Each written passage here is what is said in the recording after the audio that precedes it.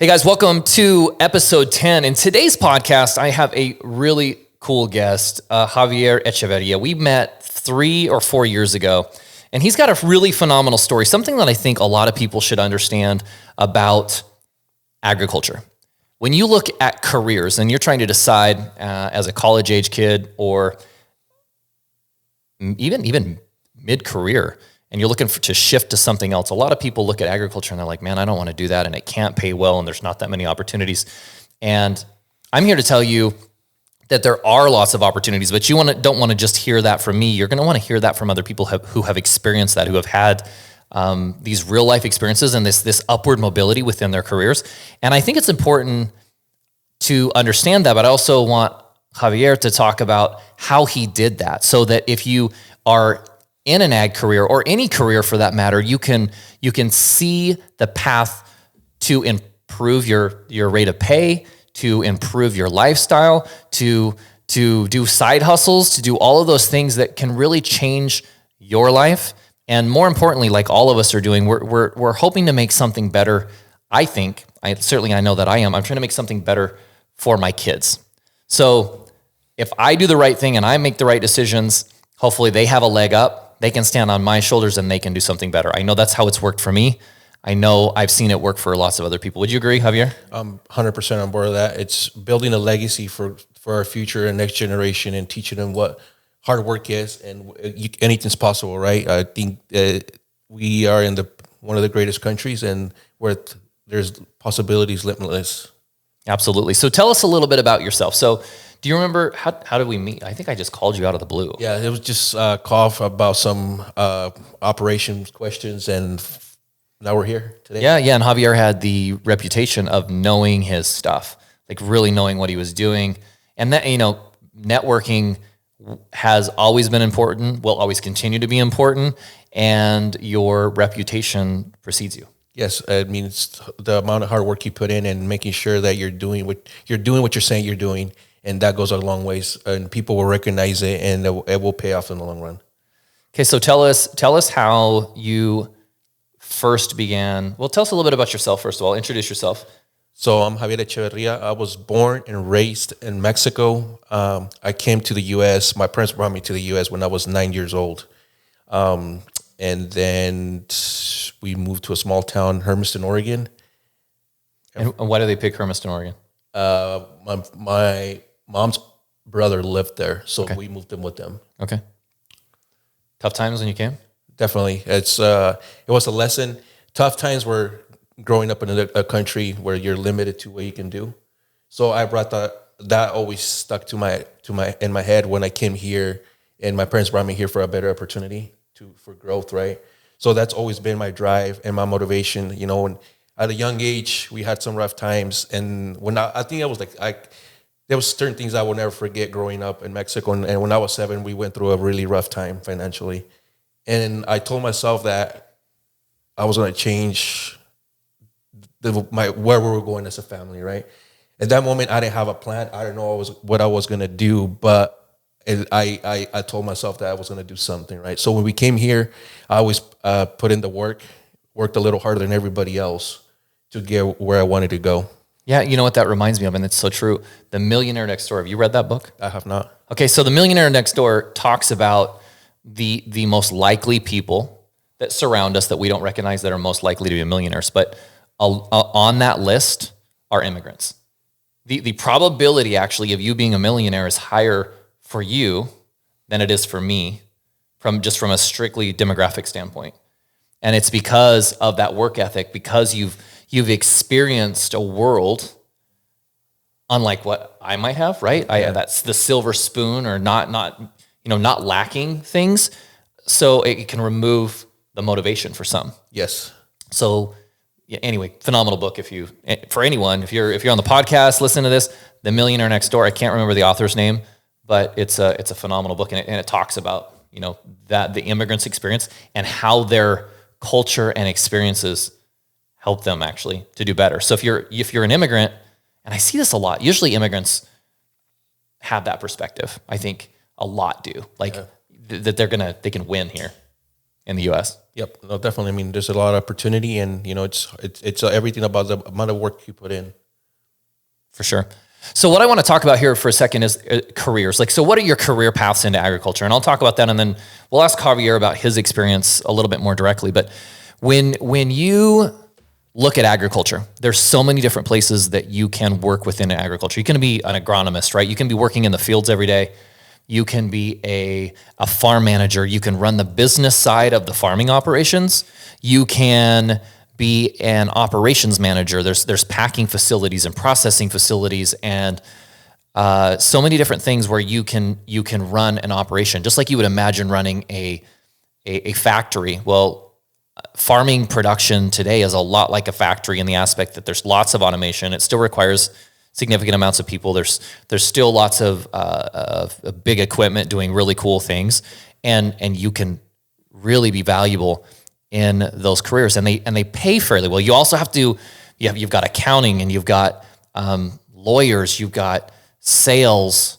You don't think about it, but when it comes to fresh produce, we have to sell every single bag or case or carton of our produce, which means we have to try and stand out with a commodity that, for us, for example, I probably have 200 competitors selling exactly the same thing, essentially, across the country. I mean, certainly I try and stand out and talk about what I do that's different, but at the core, the commodity itself is literally exactly the same thing. So you need a good sales team. You need a good marketing team. All of these careers can pay, anywhere from entry level, $30,000, $50,000 to $200,000, and they have perks and bonuses and all the things that come along with them. So if you like the idea of the cool thing that I always talk about with agriculture, like we share meals with people, like we grow something that is consumed on a daily basis. You can build houses and people live in those houses, but they don't get a new house every day. Or you can maybe you make widgets like hats. Some people wear hats, sometimes some don't. But when it comes to food, people are going to eat food every single day. So you're integrally, deeply involved in people's life on such a core, basic level. So to me, it's really motivating. And then there's all of the other aspects of what we do and the impact that it has. We can do it better, faster, cheaper, and if we can, we do.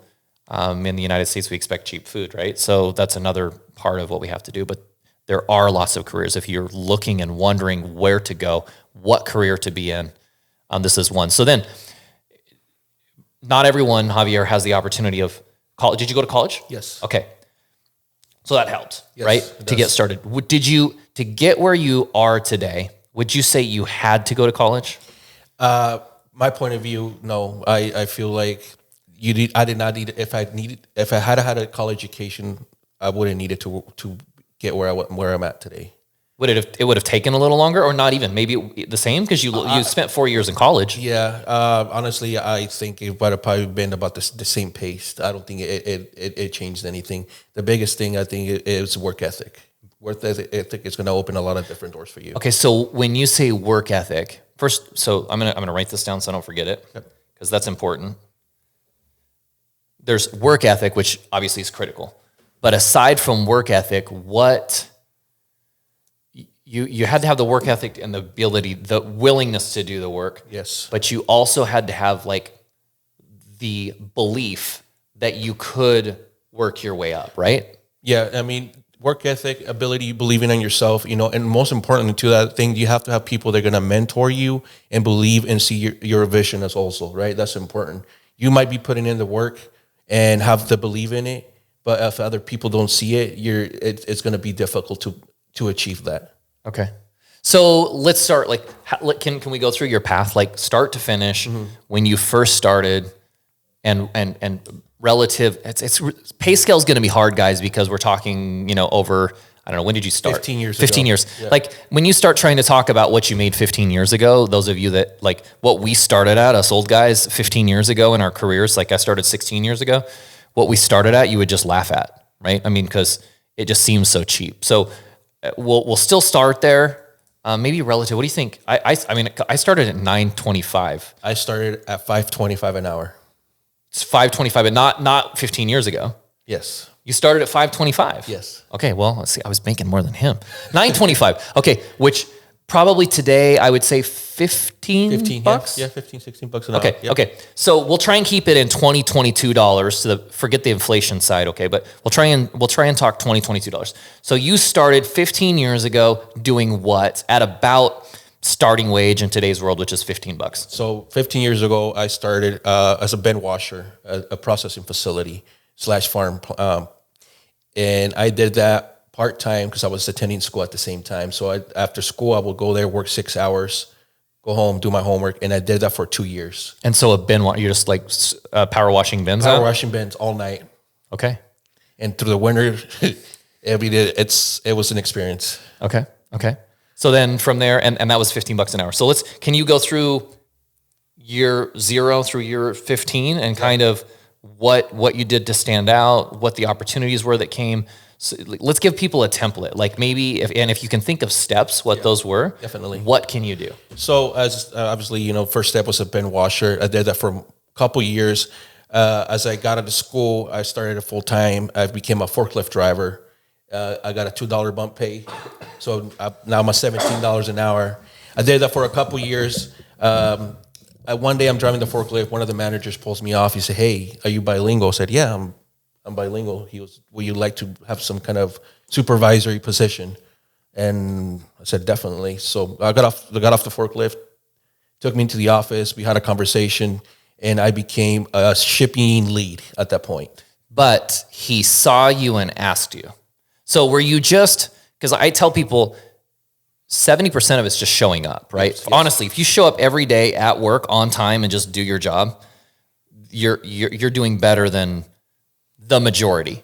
Maybe not the vast majority, but you're doing better than the majority. Yeah. But you were probably doing more than that, I would assume, or were you just showing up doing your job at that point? So I was saying being a little nosy in other departments because I had a career path that I wanted to be. So I will walk in the manager's shop. I work into the production floor. I walk into the manager's office, ask questions. So I think he saw that the willingness to go my extra step and ask. He saw potential in me. Okay, so you said something really important then. So one of the steps, career path. You weren't there to be a bin washer. You weren't there to make minimum wage. No. You were there for a career path. Correct. Yes. So that's important, right? It's if you can go to any job, if you're working in the back of a restaurant, you can start the same way. If you have a career path and a plan, it's going to start you in the right direction. Yes. Okay, so career path, that's one of our steps. What else? So as that happened, I got an opportunity to be a shipping lead, demonstrated the skills that I had, made some changes that benefited the plant, cost reduction, efficiency, and product rotation. 6 months into the position, I became the shipping supervisor. Okay, so I see the next one. You had a willingness to speak up. You didn't just, they didn't say, okay, you're washing bins, now you can drive a forklift, now you can be a shipping lead or a shipping clerk. You did that, but then you said, hey, I think we could do better because of this. You were willing to make observations. Yes, we're throwing product away because we're now rotating product properly, right? Any no matter who you work for, maximizing use of your product is key for your bottom line. Okay. So we got career path. We've got willingness to speak up. Oh, you know what? Another one you said in there that I kind of skipped over? He asked if you were bilingual. Yeah. Right? Because if you had been in that job and you had only spoken Spanish, how much farther would you have made it? Not very far.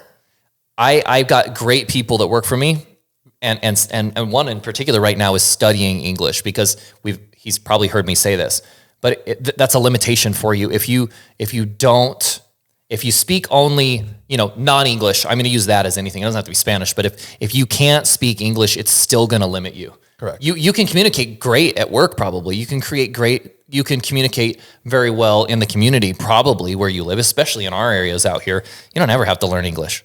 You can speak Spanish all day long, but it does limit those other opportunities. So career path, willingness to speak up, and willingness to continue learning. And I would put being able to speak the principal language of whatever country you're in at like way high up there. Yes.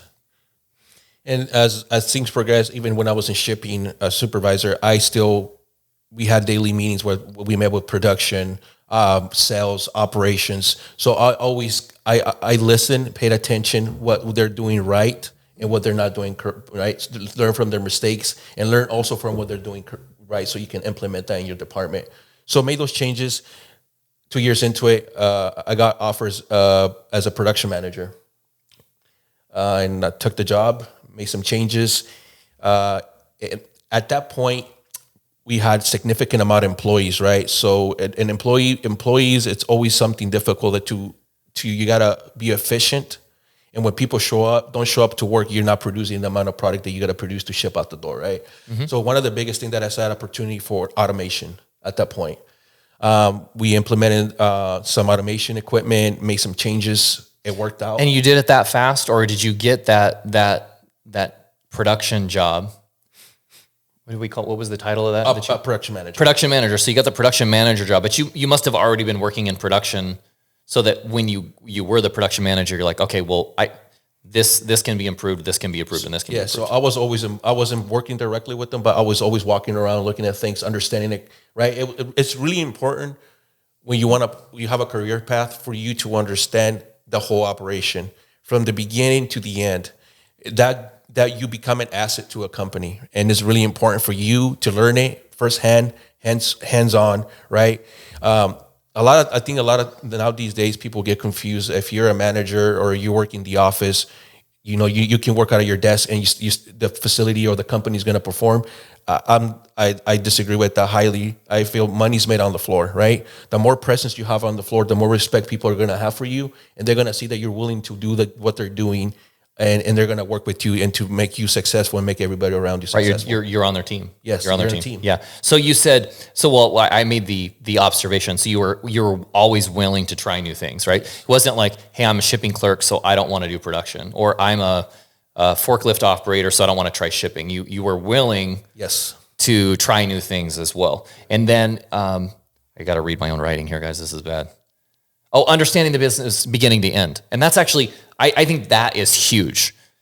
And we have a production meeting every single day with production and sales. And the reason that we do that is because it's really easy for production. I'm sure you ran into this in your career. Production's like, why does sales keep doing that? And sales is like, why does production keep doing that? Why can't we get that truck out the door? Or production's like, dude, I just finished running red onions and you just added 2 pallets 20 minutes after I stopped running red onions. So by us having that meeting, we haven't fixed all of our problems. I don't want to pretend like we have, but it has helped. And I think for myself personally, that's kind of what makes me odd within this industry, to be where I am and having started, driving tractors as a kid and being on the farm and in the farming operations, and then working myself from the farming operations to production, and from production to sales, and from sales to marketing, and from there to process, all over. I kind of have this wider understanding. There's not a lot of people that maybe have the same title that I have as like a CEO of a packing operations or a sales director for a produce company that literally at some point in their career drove the tractor in the field that was part of, the process to getting that produce from field to packing shed, and then packing shed to the dock. And so, yeah, that's really good. Like, definitely understanding start to finish. You need to understand the process. Once I was a production manager, I did that for, I think it was 3 years.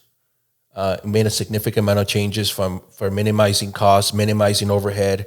We went, I think at that point when I started, we had roughly about 400 employees, got it down to about 260. It's automation, for just putting equipment in, and so that worked out, penciled out.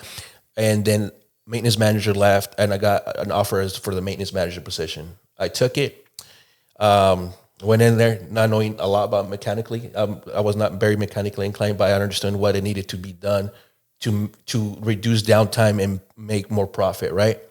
So I did that, went in there, made some changes, inventory, making sure you have the right people in your team. They're going to make you successful, right? That's key. You need to have the right people with you. You can't do it all by yourself. So the upward mobility, I think that's another good thing. So teamwork, we're going to call it. Yes. But your career path, this improvement that you had in your pay and in your positions wasn't just you. No, definitely right? It not. required you to learn how to work with and put up with, in some cases, Yes. different personalities. Because I'm sure along the way there were people you were working with that you didn't really get along with, Difficult. Yeah. right? Yeah. But you didn't have a choice Yes. because they are just to imagine. I remember this conversation from way back, and it was a comparison of just some of the difficult things that we do in life. And they said, you're going to look back on this and it's a rose patch, but when you're walking through it, you're going to feel the thorns of that rose patch, right? Yeah. So you're getting all cut up and torn up, and it's uncomfortable doing your job on a daily basis. But once you get through that, you can look back and see, yeah, that was something good. Yes. And it worked out. Did that for exactly 8 months, the maintenance manager job. And then I went back to operations. And by this time, so you started at 15. Give me kind of a timeline. So this is this last position that you're talking about. Yeah. I was 24 years old. 24 years old. Yeah. Okay. And you went from minimum wage, well, 24, let's put it in today's numbers the best that you can. You think you went from minimum wage to what? And how many years was that? That was over the course of like 5 years? 5 years. So I went, if today's world, at that time, say I was making $40,000 Okay. at that time. Okay. Right? So and I was, in today's world, probably 75,000. Okay. So you went from 28. Yeah, 2050. It was. That's Yeah. what it was. Okay. And then, And that's pretty quick. It was quick. That's quick. But it was a lot of work. I mean, it was endless hours of work. Okay. So you were putting in extra hours. I mean, 16, 18 hours, whatever it took to have people believe in me, that I was willing to put in the work for them if they're willing to work for me. So it's what you give, you're going to get back, right? Okay. And people, I feel like a lot of the success that I have in my career, it was, I had amazing people around me that they were willing to support me in my decisions. And they when they didn't believe them, they will challenge me. And that's important too. Not every time, just because you're a manager, you're going to have maybe the right answer or the right fix. Listen to your team. You need to, listen to their feedback and listen to them and make them feel valued also, right? Because when you do that, your team feels motivated to, bring more things to you. Don't shut them down. Right.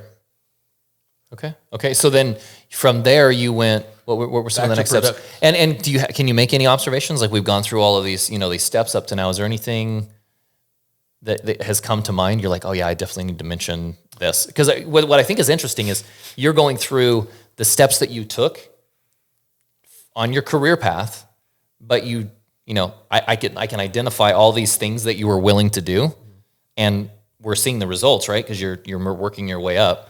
Are there any specific things that you would consider steps, like things that you needed to do? I mean, you said work ethic at the beginning, right? So that's obviously important, Yeah. but anything else? Also just having your upper management, people above you believe in you, and having a mentors, right? It's important to have a mentor. Okay, the mentor. You mentioned that. Okay, I'm going to write that down. So how did you find a mentor, and how did you use that mentorship that you got from that person to help you move up within the company and to have a better life and to improve your lifestyle and all of those things? That was right at the beginning of my career, right where he got me off, asked me if I was ready to make a move in my career and my path. And can I give credit to him? Is this Bob? Yeah. At that point, yes, he was my boss, but at that point, his name is Lenny Palifian, and he taught me a lot. He came from produce industry for a long time, and he beat me up a lot, but for the right reasons, right? I took his criticism. I understood it. And, it's important also, when people criticize you, don't take it personal. It's 90% of the time is criticism to get you there and to the next level and to push you to be better. Okay. So I took that criticism. And at times it was hard to accept it, but once I analyzed it and why it was being done, it was very important. Okay. That makes a lot of sense. So I went back in after the maintenance deal. I went back into production. And then at that moment, I had a different mentor that my previous boss had left. And there's 3 people in my career that have molded me to who I am today. you know. And the next one that came in, his name is Marty Gardner. He taught me how to be patient. Patient with yourself, with other people, with your team, all the way around. Everything. Just to be patient. Just be patient. Listen. I was not a great listener. Okay. I just wanted you just wanted to make the change. Yes, I right? wanted to make you were right. Yes. Okay. So which happens a lot. I think, like, especially with younger people, I see this, and now that I'm 41 right now, I have seen that, like, there were a lot of times, especially early on. I mean, you're talking about a kid coming back, being thrown to the wolves, starting an operation that the family has never done. So I had no mentors, right? So I didn't know what was right and what was wrong. And man, a lot of the times I was wrong and people would tell me we were wrong. And I'm like, well, I'm right. Like, we're going to do it my way. And I would learn that lesson the hard way, months, weeks, even years later sometimes, when people were just trying to help me. Like, they weren't trying to criticize me. They weren't trying to do anything else. They were just trying to help me do the right thing. And so if you can take that maturity of listening and being patient, it'll help you learn a lesson that people before you have already learned. Like they always say, it's better to learn from someone else's lesson rather than having to learn that lesson for yourself. Do that. Listen, be patient, and be a little bit less stubborn sometimes when people are trying to help you. Yes, it's for your own good, and it's okay to push back if you don't truly believe that it's in pushback, right? And also, just in getting back into the topic, the other thing is, once I got back into operations, I worked for Marty for, I think it was 2 years. And I learned all that stuff from him, just slowing down. I wanted to get to the top running, right? To the top of your career? The career path, where I wanted to go, right? The corporate ladder. Right? Uh-huh. But he told me, understand the business, learn the business. Okay. And so I took it, and I did that. So Marty left. I had some short-term bosses between there. And then my third mentor that really had a significant impact on my life, his name is Craig Green. He gave me the opportunity to become the plant manager at age, I think I was 26. Oh. So for me, it was life-changing, right? Because financially, right, it changed where I was going, and to give a better, stable life for my kids. Okay. And so what did that mean? What did that mean you started it? So, and again, I think you're 26. So we're only 8-9 years in to your career. Yeah. I mean, 8 or 9 years, if you're just starting a career, seems like a long time, but once you're in there, it's really not. Like, if you think back at when you're, I don't know, it just time changes. Your perspective on time changes. So really 10's not bad. So where does that end up leaving you from a salary standpoint? In today's world? Yeah. In today's world? Over $100,000. Yeah. Life-changing. Life-changing. Yes. Right? Yes. And you could have, arguably, done that without the college education by following the right steps and doing most of what you've done. Yes. And I'm not saying to discourage people not to go to school, right? It's just the way I see things. Yeah, me either. College is fine. There's things that you learn in college about yourself, about how to study, about how to learn lessons. Like, I'm very much a pro college person, but I'm definitely not a pro get yourself in a ton of debt college person, because I don't think there's that much of a difference between a state college and an Ivy League at the end of the day. I mean, certainly, like, from a networking standpoint, okay, an Ivy League is going to give you some networking and connections that you're not going to get anywhere else. But as far as sheer education and experience, especially as a 20-something, like a young 20-something, you're going to learn the same lessons anywhere you go if you want to learn those lessons and you make the effort to do it. Yep. So, I agree 100%. It's really important to do what you love. Don't do it for the money. I think that's I've never done anything for money. I know it's going to come with it as I grow with my path. But anything that I do it because I want to see change, and I love to see change, and I love what I do in my job. Okay. So in closing, because we're kind of short on time here, because we could talk about this a long time. Yes. He's got a lot more to talk about. But what to someone, and I'm gonna get specific. So there's some young Latino, that's just graduated high school, trying to figure out what to do with their life, and like as let's just pretend you're a podcast mentor at the moment, right? What advice have you got for them? Put in the hard work. Put in the long hours. Get yourself out there, work a little harder than everybody around you, and people will recognize your hard work. You don't have to do a lot more than that, right?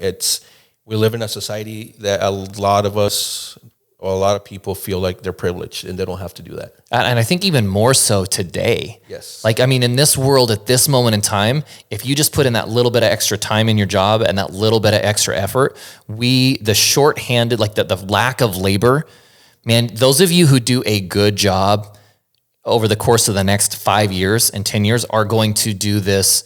You move up in pay and in opportunity way faster than Javier here did, I would argue. Yes. Because the door is just wide open. It is ripe for opportunity out there.